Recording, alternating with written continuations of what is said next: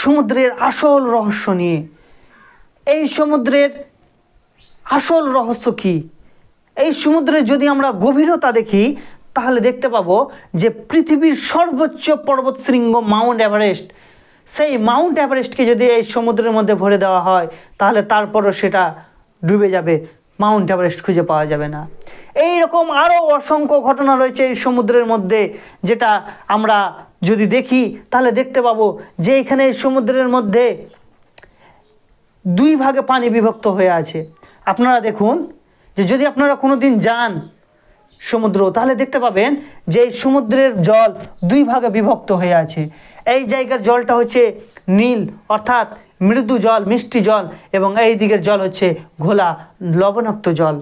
এই যে দুই রকম জল দুই ভাগে বিভক্ত হয়ে আছে, আপনারা দেখুন কিভাবে, এটা একটা পৃথিবীর সৌন্দর্যময় জিনিস যে কিভাবে আপনারা দেখুন যে দুই ভাগে বিভক্ত আছে। এটা কিভাবে সম্ভব হতে পারে?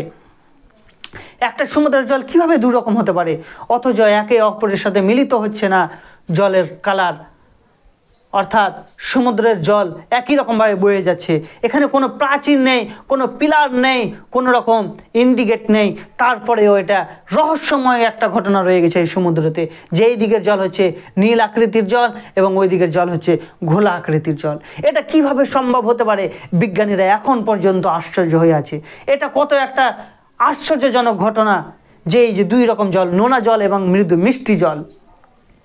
তাহলে এই রকম অসংখ্য ঘটনা আমরা যদি দেখি, বিজ্ঞানীরা বিভিন্ন গবেষণায় তারা রিসার্চ করে দেখিয়েছেন এই যে দুই রকম জল, নোনা জল এবং মিষ্টি জল, কিভাবে এটা হতে পারে? এই রকম অসংখ্য আরও নিদর্শন রয়েছে। যদি আমরা দেখি বিজ্ঞানীরা একটার পর একটা প্রমাণ করতে যাচ্ছেন যে এই সমুদ্রের মধ্যে এমন এমন মাছ রয়েছে যে পুরো জাহাজকে একেবারে গিলে নিতে পারে। এমন এমন প্রজাতির মাছ রয়েছে যেগুলো যে কোনো পাহাড়কে ধ্বংস করে দিতে পারে।